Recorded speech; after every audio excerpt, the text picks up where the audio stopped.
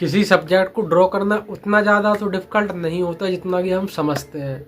फिर आखिर रीज़न क्या है कि हमें इजी सब्जेक्ट भी ड्रॉ करना डिफ़िकल्ट लगता है। जब हम सब्जेक्ट बनाते हैं तो सब्जेक्ट हमसे इसलिए नहीं बनता क्योंकि हम बस उसको समझ नहीं पा रहे हैं। और एक और चीज़ मैं अक्सर जो कि वीडियो में बोलता हूँ कि अपने सब्जेक्ट को आइडेंटिफाई नहीं करना है, तो यहाँ पे उस समझने को आइडेंटिफाई करना मत समझ लेना, क्योंकि किसी भी सब्जेक्ट को समझने में और उसको आइडेंटिफाई करने में दोनों में बहुत फर्क है। हे एवरीवन, दिस इज आदर्श। जैसा कि मेरी बातों से आपको पता ही चल गया होगा कि आज हम किस टॉपिक पर बात करने वाले हैं।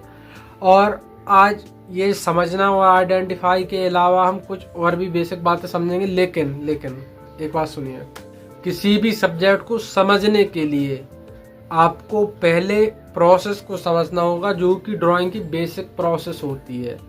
अगर आपने प्रोसेस को नहीं समझा तो फिर आप सब्जेक्ट को भी नहीं समझ पाओगे। अब प्रोसेस को समझना इम्पोर्टेंट क्यों है? क्योंकि अगर आपको बेसिक अल्फ़ाबेट्स लाइक ABCD या AAE जो पी हिंदी में है या किसी अदर लैंग्वेज में, जब तक आपको लैंग्वेज की बेसिक अल्फ़ाबेट्स की नॉलेज नहीं होगी तब तक उस नॉलेज को, उस लैंग्वेज को आप नहीं पढ़ सकते हैं। ठीक, और वही चीज़ आपकी ड्राइंग में है। अगर आपकी लैंग्वेज क्लियर है, यानी कि आपकी प्रोसेस क्लियर है, तो आप कोई भी सब्जेक्ट को फिर आर्टिस्ट की नज़र से देख पाओगे। कोई भी पर्सन देख कहने से आर्टिस्ट नहीं बनता। आर्टिस्ट बनते हो आप अपनी प्रोसेस को समझने से, उसको इम्प्लीमेंट करने से।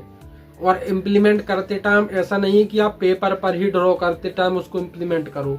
जब आप किसी चीज़ को देख रहे हो, कहीं जा रहे हो, तो आप हर जगह ड्राइंग को अपने साथ लेके चलते हो, प्रोसेस को साथ लेके चलते हो। रास्ते में जा रहे हो, वहाँ पे भी आप ड्राइंग कर सकते हो without any paper, any pen, any brush, any pencil, any colour. आप जस्ट अपनी आँखों का यूज़ करके नॉर्मली किसी भी चीज़ को देख के ही उसको ड्रॉ कर सकते हो अपने माइंड में। और यही point old master artist John F Carlson ने अपनी बुक में मेंशन भी किया है कि जो ड्राइंग है वो हाथों का विषय नहीं है, वह आँखों का विषय है। अब आँखों का विषय है जो कि मैं आगे आपको समझाऊंगा कि क्यों है, कैसे है, क्या करना है। लेकिन बेसिक आप समझिए, अगर आपको कोई भी चीज़ ड्रॉ करनी है तो आपके हाथ बाद में चलते हैं, आंखें देखती पहले हैं।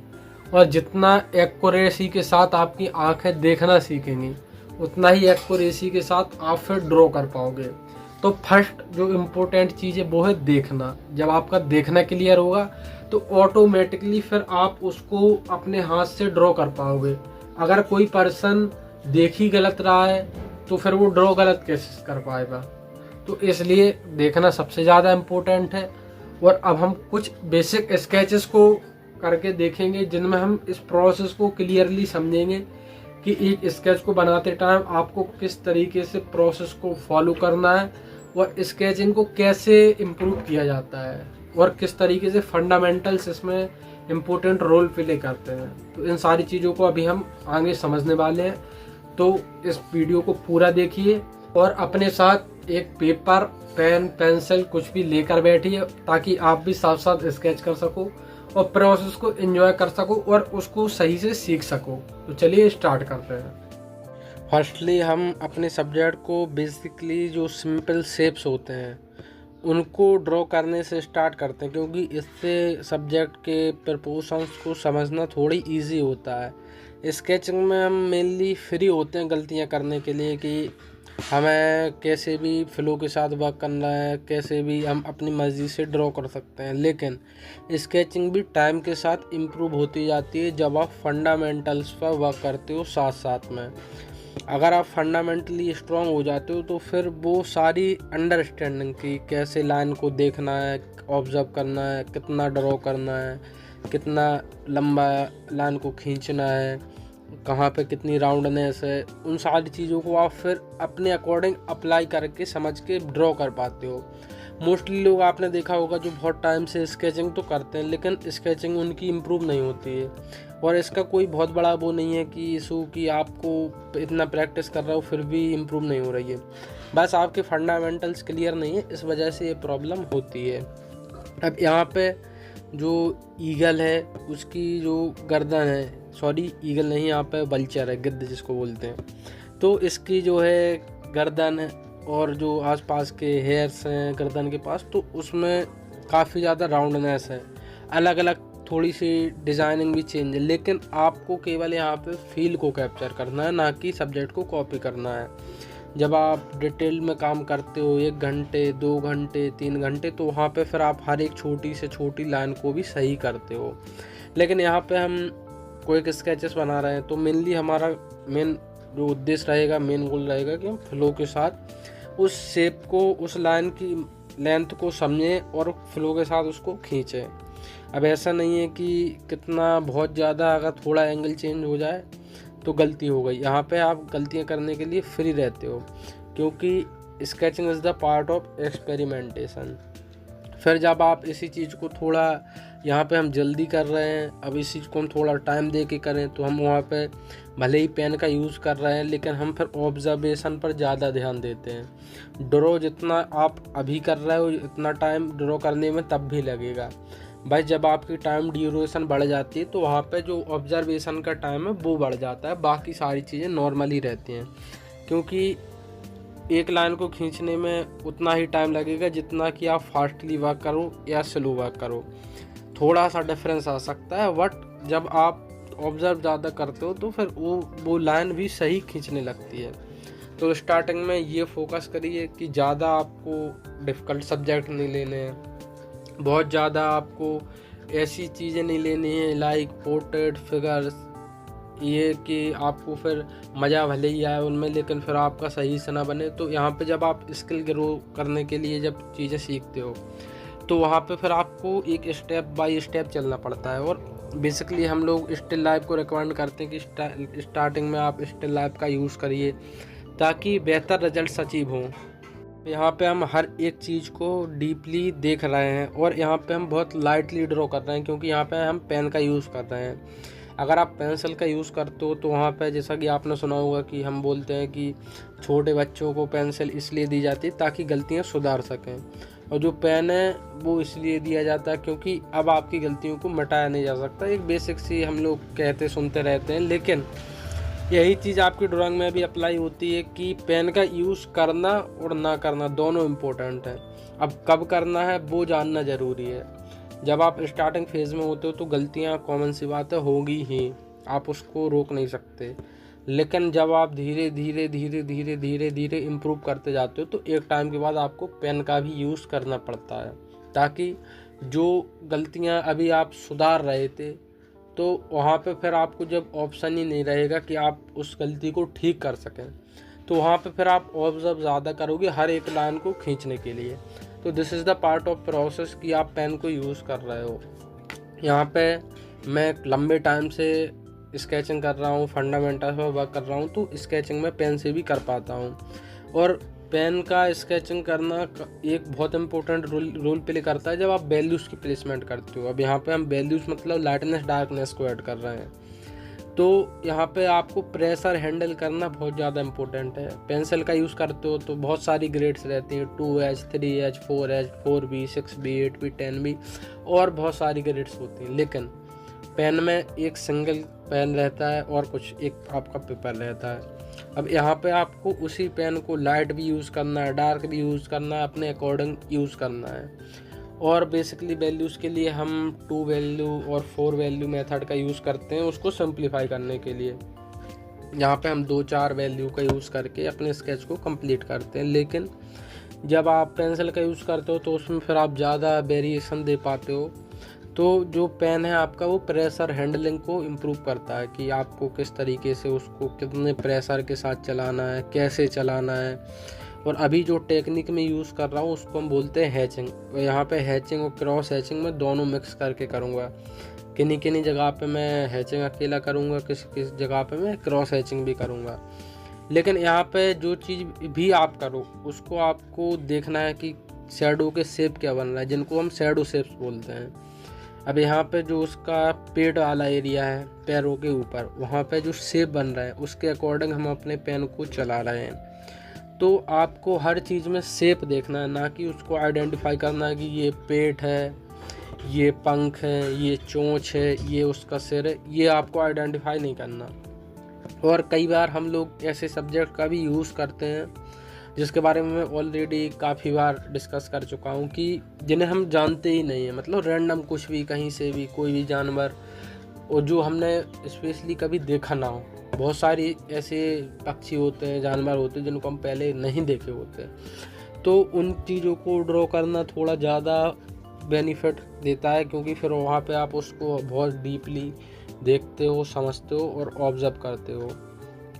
तो ऑब्ज़र्वेशन सबसे ज़्यादा इम्पोर्टेंट है। आप स्केचिंग करो चाहे आप जो है फाइनल स्टडीज़ करो। स्केचिंग में भी कोई टाइप नहीं होता कि आपको किस टाइप की स्केचिंग सीखनी है। यहाँ पे जस्ट रीजंस रहते हैं। हम जब स्टडी करते हैं तो वहाँ पे जब हम फाइनल वर्क्स बनाने के लिए जाते हैं तो वहाँ पे हमें पहले कुछ छोटे स्केचेस बनाने पड़ते हैं, ताकि हम ये देख सकें कि जब हम फाइनली रिजल्ट्स अपना निकालेंगे तो हमारी पेंटिंग कैसी दिखेगी।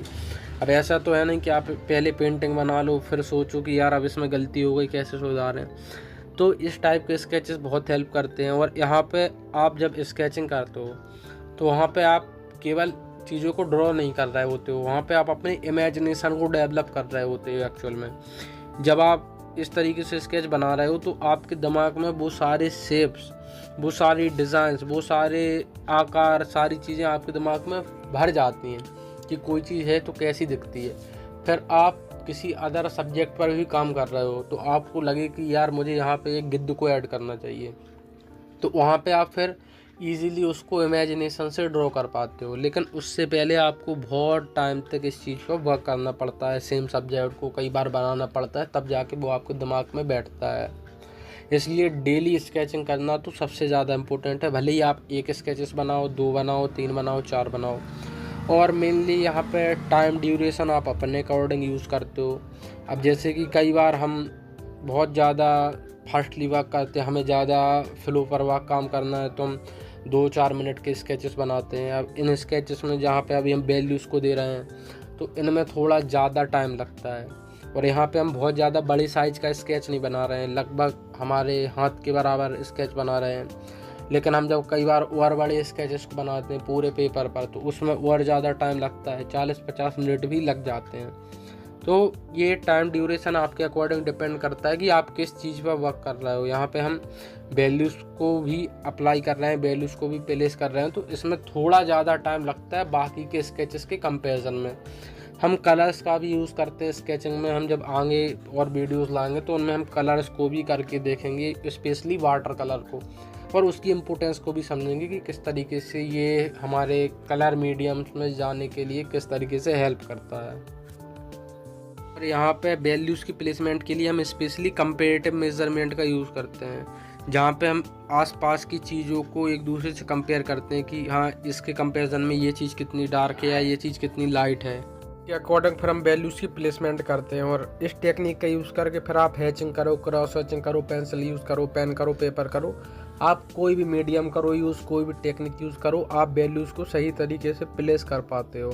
और फिर आपका जो स्केच है, आपका जो आर्ट वर्क है, वो काफ़ी अच्छा दिखता है।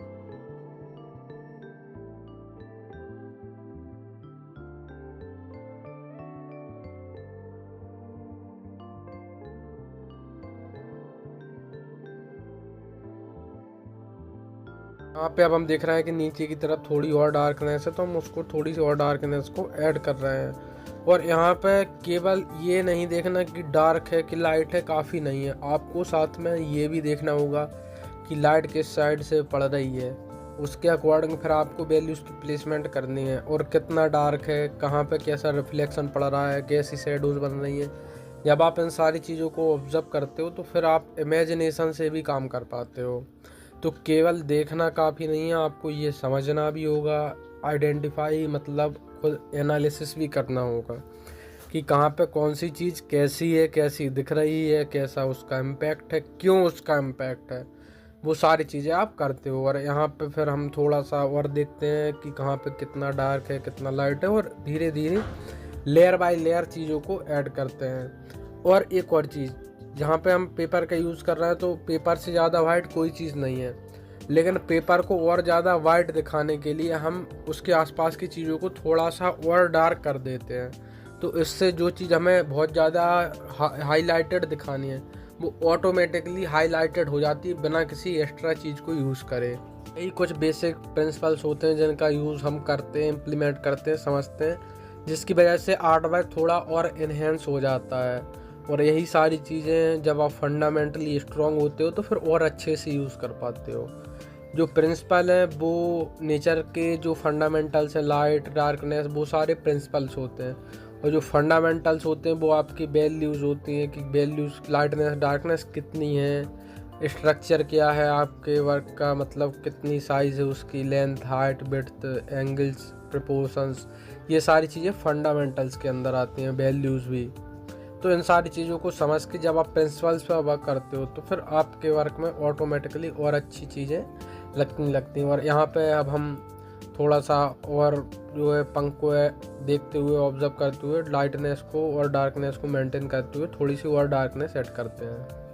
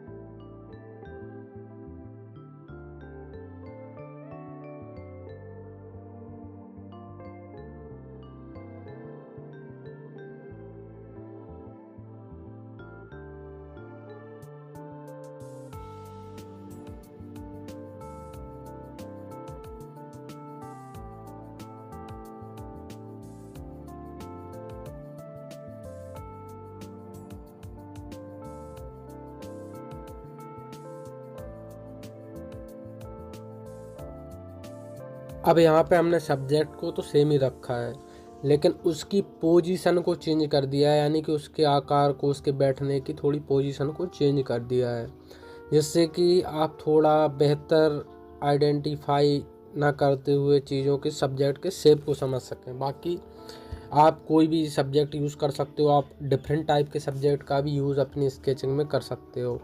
और कई बार एक हमने कुछ पिछले टाइम एक मैंने एक्सपेरिमेंट किया था जहाँ पे अलग अलग टाइप के म्यूजिक इंस्ट्रूमेंट्स और म्यूजिशियन जो म्यूजिक इंस्ट्रूमेंट प्ले कर रहे हैं उनको एक साथ स्केच करके एक बहुत अच्छा, जो हम वॉलपेपर टाइप बोलते हैं या इस टाइप से एक आर्ट वर्क क्रिएट किया था जो कि काफ़ी अच्छा बना था।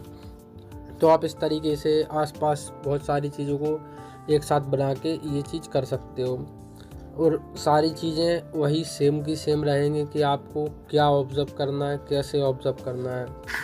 अब रहा सवाल, बहुत सारे लोग ऐसे होते हैं जो अलग अलग मीडियम्स में काम करना चाहते हैं, अलग अलग टूल्स का में काम करना चाहते हैं। तो आप भले ही कैसा भी टूल का यूज़ करो, स्केचिंग के फंडामेंटल्स नहीं बदलते। आप फिर वहाँ पे लाइन चाहे आप चारकोल से खींचो, ब्रश से खींचो, पेन से खींचो, तो वहाँ पे थोड़ा आपको प्रैक्टिस की ज़रूरत पड़ती है जब आप डिफरेंट मीडियम का यूज़ करते हो। लेकिन जब आपके फंडामेंटल्स स्ट्रॉन्ग होते हैं तो जो चीज़ें, जैसा कि हमने पहले डिस्कस किया कि देखना इम्पोर्टेंट है, तो जब आप देखते हो अच्छा, तो फिर आप कोई भी मीडियम काफ़ी अच्छे से यूज़ कर पाते हो। और जैसा कि और भी चीज़ें रहती हैं कि आपको कौन से पेन का यूज़ करना चाहिए, क्योंकि बहुत सारे लोग पेन का यूज़ करना पसंद करते हैं। और मैं भी डिफरेंट टाइप के pen, like gel pen, fountain pen, और यहाँ तक कि हैंडमेड पेन जो मैं खुद मतलब इंक की हेल्प से फिर उससे स्केच किया जाता है, तो उस टाइप के पेन मैं खुद ही बनाता हूँ, फिर खुद ही उनसे स्केच करता हूँ, ट्राई करता हूँ कि कैसे उसको हैंडल किया जाए। तो आप अलग अलग टाइप के पेन का भी यूज़ करते हो, लेकिन स्टार्टिंग में अगर आप पेन से यूज़ करना चाहते हो, क्योंकि पेंसिल थोड़े टाइम के बाद थोड़ी सी मोटी चलने लगती है, जिससे कि कुछ लोगों को थोड़ा मज़ा नहीं आता है, तो उसकी जगह पे आप या तो मैकेनिकल पेंसिल का यूज़ कर सकते हो, नहीं तो अगर आप पेन का यूज़ करना चाहते हो तो बॉल पेन सबसे ज़्यादा ज़रूरी है। क्योंकि जब आप जेल पेन का यूज़ करते हो तो उसकी जो इंक होती है वो लिक्विड फॉर्म में रहती है, और उसको हैंडल करना स्टार्टिंग में थोड़ा सा डिफ़िकल्ट रहता है। ऑलमोस्ट मुझे भी लगभग 1 महीना लगा था उसको ठीक तरीके से हैंडल करने में, क्योंकि वहाँ पे ये तो नहीं है कि आपने बहुत ज़्यादा प्रेशर के साथ चलाया तो बहुत ज़्यादा डार्क या बहुत ज़्यादा लाइट होगा। आप उसको चलाते हो, लेकिन आपको कितना पेपर में टच कराना है ये डिपेंड करता है कि लाइन कितनी ज़्यादा पतली या मोटी बनेगी। तो थोड़ा सा उसमें डिफ़िकल्टीज़ होती हैं। बाकी आप जब बॉल पेन का यूज़ करते हो तो बॉल पेन से भी काफ़ी अच्छे रिजल्ट्स अचीव हो जाते हैं। लेकिन आप स्पेशली जब फ्लो के साथ वर्क करना चाहते हो तो जेल पेन काफ़ी बेस्ट ऑप्शन होता है, जहाँ पे आप थोड़ा सा और फ्लो के साथ, एक्स्ट्रा फ्लो के साथ वर्क कर पाते हो। अब स्केचिंग का एक इम्पोर्टेंट रूल, जो फंडामेंटल्स का रूल है, जो स्केचिंग में सबसे ज़्यादा इम्पोर्टेंट रोल प्ले करता है, वो तो ये है कि आपको ब्लॉक एंड मेथड को समझना होगा। मतलब जहाँ पे हम बड़े शेप्स से छोटे शेप्स की तरफ जाते हैं, और स्केचिंग में मेनली हम बड़े शेप्स का ही यूज़ करते हैं। मतलब अगर आप चेहरा बना रहे हो तो बड़ी बड़ी लाइंस को देखते हो, मतलब छोटी लाइन है, बहुत ज़्यादा छोटे छोटे उसमें राउंडनेस है, उनको अवॉइड करके जस्ट उसकी जगह पे एक सीधी स्ट्रेट लाइन खींचते हो, या थोड़ा सा राउंडनेस के साथ कर्वी लाइन खींचते हो। तो आप इस तरीके से डायरेक्ट बड़े बड़े शेप्स, बड़ी बड़ी लाइंस का यूज़ करते हो, क्योंकि यहाँ पे आपका जो गोल है वो फास्टली वर्क करने का है, फास्टली फील को कैप्चर करने का है। तो फास्टली तो आप जब छोटी चीज़ों को देखने लग जाओगे तो ऑटोमेटिकली आप फिर डिटेल्स में घुसते जाओगे, तो इस वजह से फिर टाइम तो लगने वाला है। इसलिए आप ये चीज़ सोचो कि आप बड़े बड़े शेप्स को पहले देखो।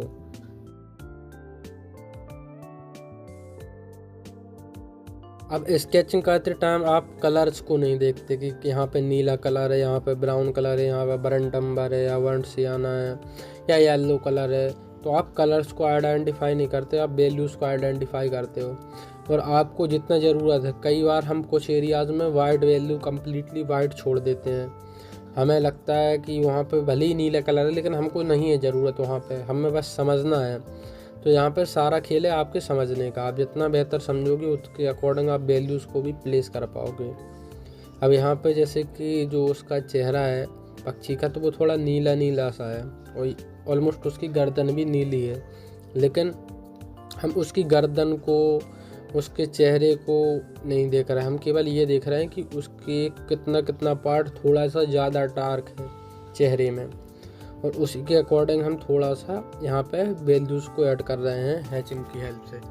तो आपको बस यही सारी चीज़ें देखनी है। अब यहाँ पे जैसे कि जो हमने स्टार्टिंग में अभी बताया कि 2 वैल्यू मेथड, 3 वैल्यू मेथड या 4 वैल्यू मेथड, तो यहाँ पे हम एक तो हमारी पेपर खुद ही वैल्यू है, क्योंकि वो वाइट है, वो भी एक वैल्यू है। जो कि लाइटेस्ट वैल्यू है, और एक हम डार्केस्ट वैल्यू यूज़ करते हैं। जब 2 वैल्यू का यूज़ करते हैं तो उसमें केवल यही 2 वैल्यू होती हैं, लेकिन जब हम 3, 4 वैल्यूज़ का यूज़ करते हैं तो थोड़ी सी हम 2 वैल्यू और बढ़ा देते हैं, 1 वैल्यू और बढ़ा देते हैं, तो इससे स्केच ईजी हो जाते हैं। और फिर हम उसी में और ऑब्जर्व करते, फिर बीच बीच में हम और वैल्यूज़ को देते हैं।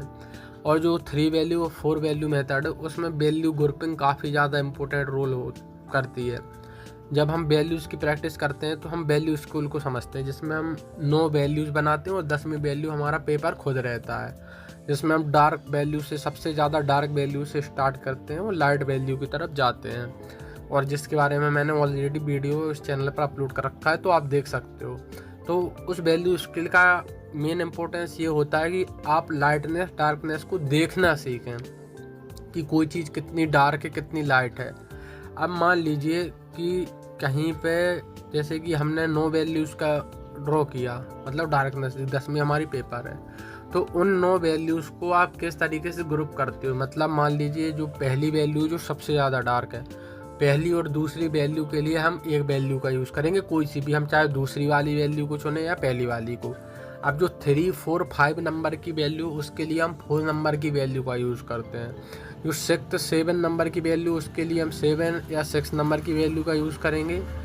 और जो लास्ट की वैल्यूज़ है उनके लिए हम कोई वैल्यू यूज़ नहीं करेंगे, उनके लिए हम कम्प्लीटली वाइट छोड़ेंगे।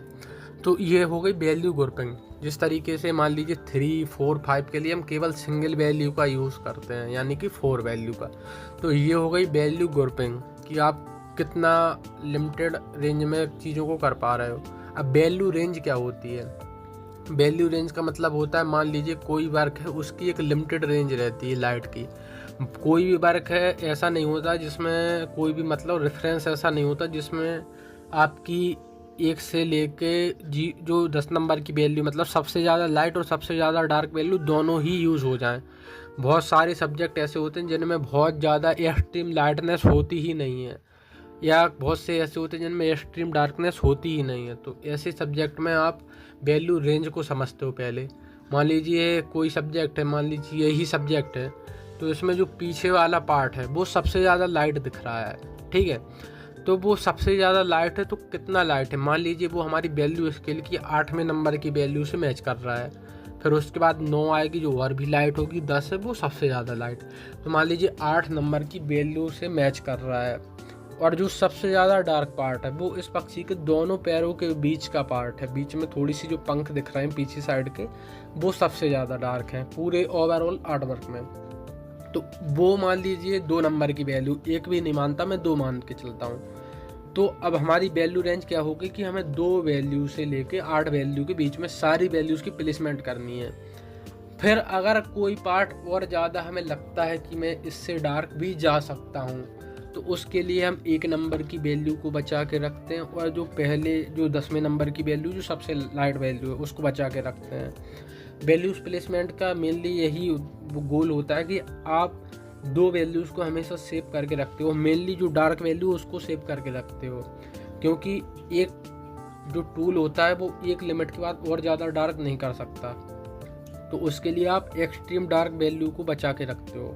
अब मान लीजिए मुझे जो वैल्यू रेंज है, जैसे कि हमने समझा कि जो 8वीं वैल्यू है, जो दूसरी वैल्यू और 8वीं वैल्यू, उनके बीच में सारी वैल्यूज़ की प्लेसमेंट इस सब्जेक्ट में है। अगर मैं 2 नंबर की जो वैल्यू है उसकी जगह 3 नंबर की वैल्यू का यूज़ करूं, तो ऑटोमेटिकली वैल्यू रेंज के अकॉर्डिंग हम फिर एक वैल्यू और नीचे जाएंगे। मतलब अभी हम 8 तक जा रहे थे, तो लाइट में फिर हम 9 तक जाएंगे। अब हमारे पास 2 वैल्यू और हैं जिनको हम और ज़्यादा डार्कनेस के लिए यूज़ कर सकते हैं, और एक वैल्यू है कि जो हम लाइटनेस और ज़्यादा जाना चाहें तो जा सकते हैं।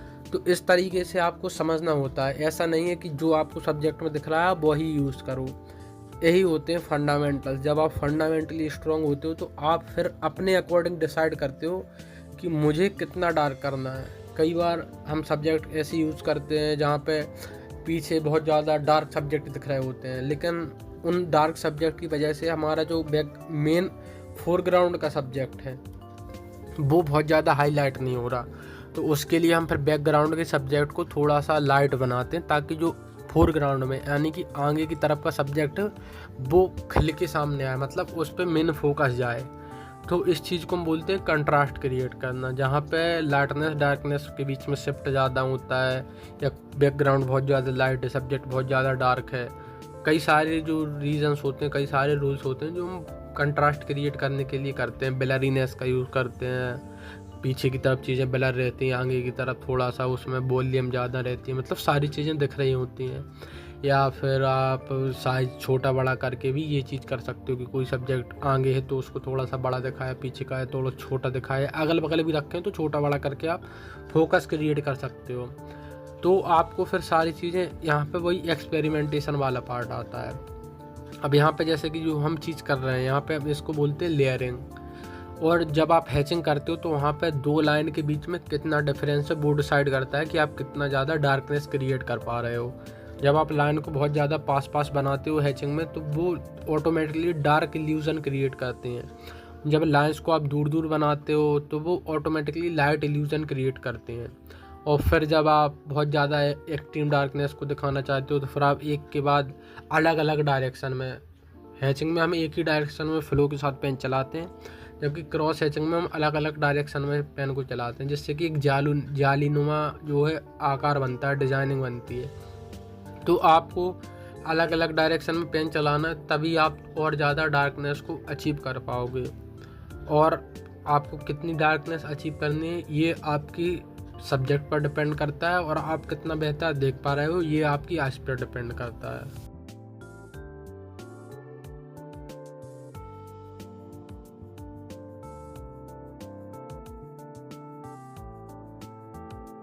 अब ये सब्जेक्ट है, वो है एक पेड़ पर बैठा हुआ पक्षी। तो आप एक चीज़ देखो कि आपको पहले बहुत ज़्यादा रगड़ते हुए, बहुत ज़्यादा घिसटते हुए पेन को नहीं चलाना है, जो सबसे इम्पोर्टेंट चीज़ है, क्योंकि यहाँ पे आप मिटा नहीं सकते। और जो लाइन्स है वो बहुत ज़्यादा ही इम्पोर्टेंट होती हैं, क्योंकि आप लाइन कितना ज़्यादा डार्क खींच रहे हो उससे भी सब्जेक्ट पर इम्पैक्ट पड़ता है, क्योंकि लाइन की खुद की अपनी वैल्यू होती है।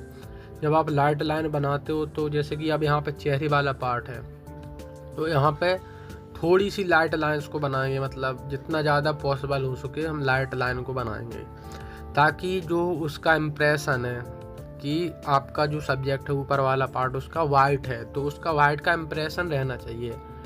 यहाँ पे मैं थोड़ा सा, ये पेन पुराना हो चुका है जिसकी वजह से इससे थोड़ी सी जो इंक है वो ज़्यादा बहती है, और पेन को आपको बीच में साफ भी करना पड़ता है, क्योंकि जब आप बहुत देर तक काम करते हो तो जो इंक है वो जो निब है उस पर जम जाती है, जिसकी वजह से कई बार वो पेपर पर एकदम से छूट जाती है, जिसकी वजह से बहुत ज़्यादा डार्क हो जाता है। तो आपको बीच बीच में अपने पेन को कपड़े से साफ करते रहना है। हर 1-2-3 स्ट्रोक के बाद, 4 स्ट्रोक के बाद पेन को थोड़ा सा अपने कपड़े पर ऐसे घुमा लिया जाता है। यहाँ पे बीच बीच में वो सारी चीज़ें करता जा रहा हूँ, यहाँ पे मैंने उसको कट कर रखा है। तो अब आपको जब बहुत ज़्यादा ही लाइटनेस पे काम करना हो तो थोड़ा सा नया पेन यूज़ किया करो, या ऐसा पेन यूज़ किया करो जहाँ पे थोड़ा सा बहुत ज़्यादा फ्लो के साथ इंक बहे ना, क्योंकि बॉल पेन में अभी जब आप ज़्यादा लंबे टाइम तक कोई पेन यूज़ कर लेते हो तो उससे भी थोड़ा सा इंक ज़्यादा अच्छे से बहने लगती है। तो वहाँ पे जो है बहुत ज़्यादा लाइट लाइन को फिर क्रिएट करना थोड़ा सा डिफ़िकल्ट होता है। तो यहाँ पे अब मैं इस सब्जेक्ट को, इस वाले रेफरेंस को थोड़ा सा और ज़्यादा फ्लो के साथ बना रहा हूँ। यहाँ पे जो बाकी के पिछले सब्जेक्ट हैं, पिछले 2 हमने स्केच किए, उनको हमने थोड़ा सा और ज़्यादा डीपली फोकस करते हुए बनाया था। यहाँ पे हम थोड़ा सा जल्दी इस चीज़ को बना रहे हैं। तो मेरा पूरा ध्यान केवल इस चीज़ पे है कि कहाँ पे कौन सा पार्ट आएगा, क्या उसका एंगल रहेगा। अब यहाँ पे जो पक्षी का पैर है केवल एक पैर दिख रहा है, क्योंकि वो एक पेड़ पर बैठा है। तो पेड़ की परछाई कैसी बन रही है उसको आपको आइडेंटिफाई करना है, और उसके लिए आप लाइन का यूज़ करते हो कि हमें कितना पार्ट डार्क में रखना है। तो उसको हम बोलते हैं टर्मिनेटर लाइन, जो कि अभी हम आगे देखेंगे। और लेकिन इस टर्मिनेटर लाइन को हम जब जो सब्जेक्ट है उसको ड्रॉ करते हैं उसी टाइम पे बना लेते हैं।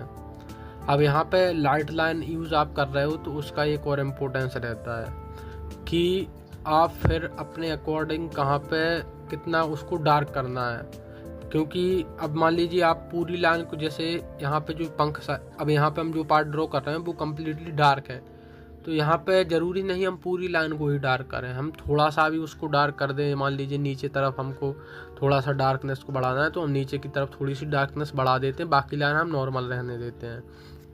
तो वो सारी चीज़ें आप कर सकते हो। और अगर आपकी गलती होती है पेन से, तो जब आप लाइट लाइन का यूज़ करते हो तो वहाँ पे वो गलती इजीली आप फिर सुधार सकते हो अगर थोड़ी बहुत गलती है। लेकिन अगर एक बार डार्क लाइन खींच दी तो उसको आप करेक्ट नहीं कर सकते, तो इसलिए भी हम लाइट लाइन का यूज़ करते हैं। अब फर्स्टली जैसे कि हमने जो टर्मिनेटर लाइन को समझा, तो अब ये ऊपर वाला पंख है उसके कंपेरिजन में नीचे वाला पार्ट कम्प्लीटली डार्क है।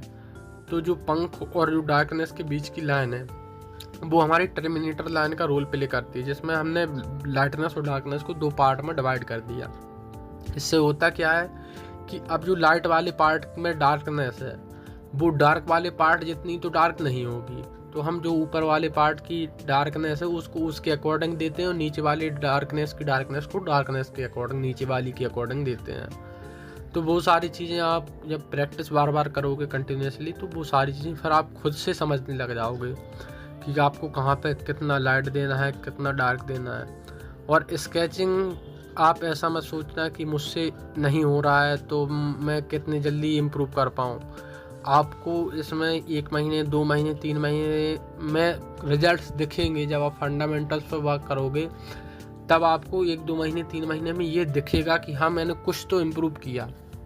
अब ऐसा नहीं है कि आप 2 दिन में कहने लग जाओ कि हाँ मेरा तो वो इम्प्रूवमेंट दिख ही नहीं रही है, क्योंकि जब आप बॉडी बिल्डिंग भी करते हो, अपने शरीर को बनाने में वर्क करते हो, अपने मसल्स को गेन करते हो, तो 2-4 महीने 6 महीने कुछ आपको दिखता ही नहीं है कि कुछ भी चेंज हुआ। लेकिन जब आप पहले की फ़ोटो को और अब की फ़ोटो को 6 महीने बाद की फ़ोटो को मिलाओ और इन 6 महीने में जब आप कंटिन्यूसली अपनी डाइट पर, अपने बॉडी पर, अपने मतलब एक्सरसाइज, वर्कआउट सारी चीज़ें और जो हेल्दी डाइट सारी चीज़ें मेंटेन करते हो, तो तब आप फिर देखते हो कि फिर 6 महीने में काफ़ी आपको डिफरेंस देखने को मिलता है। तो यही चीज़ इसमें है कि ग्रोथ आपको एक टाइम के बाद ही दिखने को मिलती है, देखने को, ना कि आप डेवलप तो हर दिन करते हो।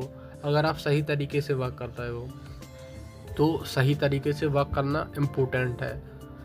और अब यहाँ पे आप देखो कि जो उसकी गर्दन वाला पार्ट है वो थोड़ा सा अंदर की तरफ घुसा रहता है। जब आप गिद्ध को देखो कभी तो उसका जो नीचे का धड़ रहता है उसमें से लाइक जैसे कि कछुए के सेल में से कछुए की गर्दन और हाथ पैर बाहर निकलते हैं, उसी तरीके से कुछ गिद्ध का भी रहता है कि जो ऊपर का उसका खोल रहता है उसमें से उसकी जो गर्दन है वो छोटी बड़ी अपने अकॉर्डिंग कर सकता है। तो ये चीज़ है कि आप जब देखो तो गर्दन जब अंदर का पार्ट है तो ऑटोमेटिकली वो डार्क दिखेगा और फिर उसके बाद थोड़ी सी गर्दन ऊपर डार्क दिखेगी। तो वो सारी चीज़ें हम फिर उसी के अकॉर्डिंग उसमें वैल्यूज़ को ऐड करते हैं।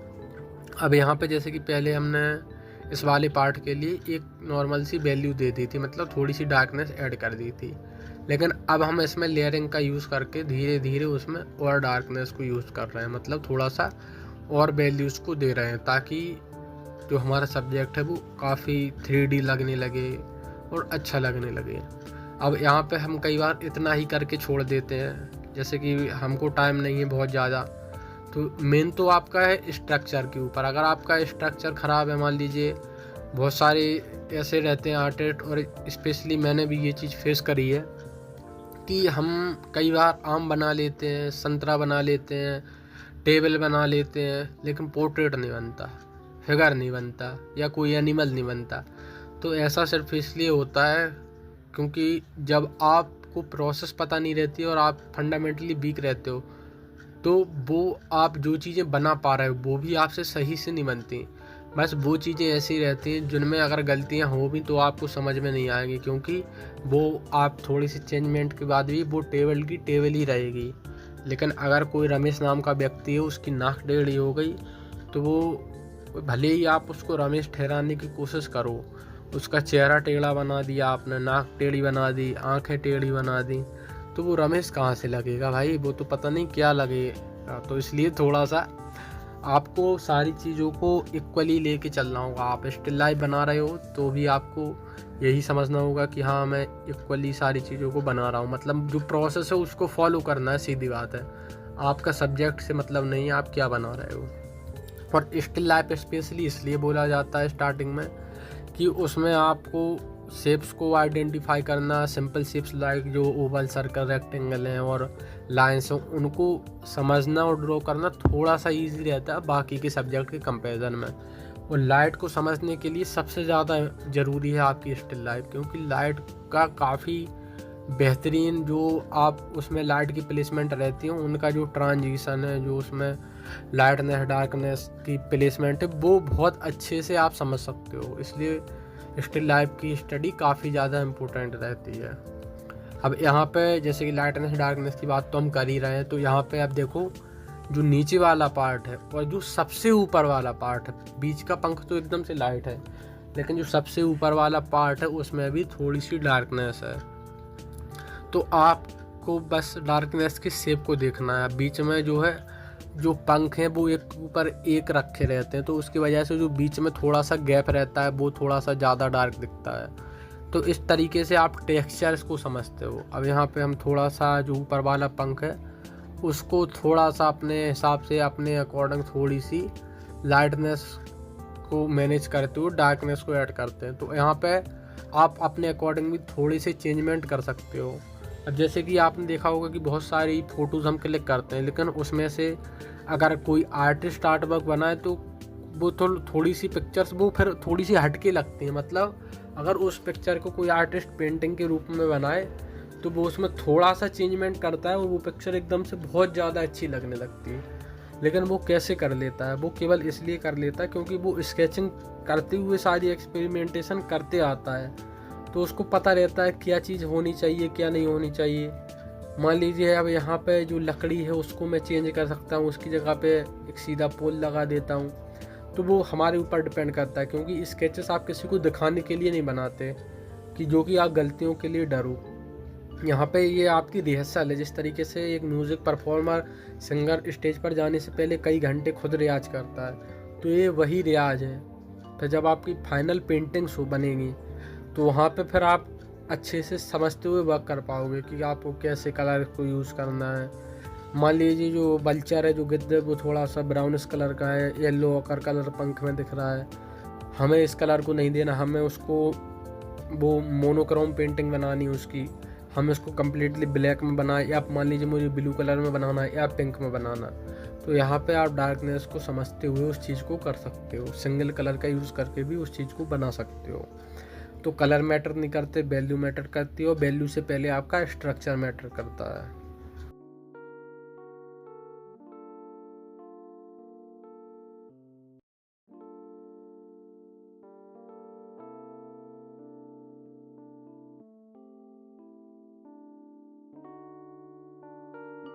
जितने भी सारे लोग जिन्होंने अभी तक ये वीडियो देखा, तो एक तो ये बात क्लियर हो गई कि आप लोग काफ़ी ज़्यादा सीरियस हो अपने पैशन को लेकर, या जो भी लोग प्रोफेशन बनाना चाहते हैं उस चीज़ को लेकर।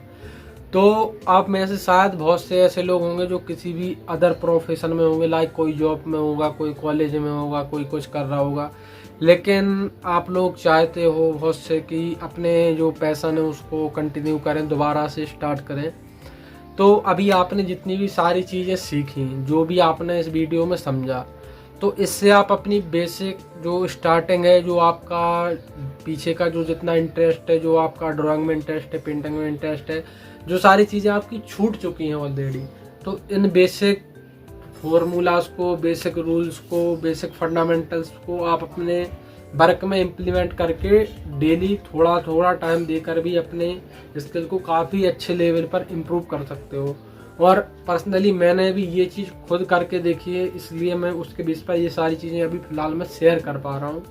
और ये प्रोसेस एवरग्रीन है। आप किसी भी सब्जेक्ट को ड्रॉ करो, किसी भी चीज़ को ड्रॉ करो, कहीं पे भी ड्रॉ करो, किसी भी चीज़ से ड्रॉ करो, किसी भी चीज़ पर ड्रॉ करो, सारी जगह ये प्रोसेस ही रहेगी।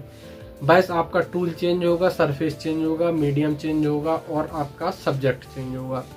बाकी आपको कोई भी डाउट हो तो इस व्हाट्सएप नंबर पर आप उस डाउट को ईजिली मुझसे पूछ सकते हैं। आर्ट के बारे में डायरेक्ट मुझसे डिस्कस कर सकते हैं। और ऐसे ही और भी वीडियो जो आर्ट रिलेटेड नॉलेजेबल वीडियो हैं, ताकि आप जितने भी सीरियस आर्टिस्ट हो वो अपनी स्किल को काफ़ी अच्छे लेवल पर इम्प्रूव कर सको और अपने जो आर्ट की फील्ड है उसमें फाइनेंशियली भी इम्प्रूव कर सकूँ। तो इसलिए सारी चीज़ें आपको अच्छे से प्रोवाइड कराई जाएंगी इस चैनल के थ्रू। तो इस चैनल से कनेक्टेड रहिएगा। और जैसा कि मैंने व्हाट्सएप नंबर आपको दे ही दिया है, एक बार मैं फिर आपको व्हाट्सएप नंबर देता हूँ।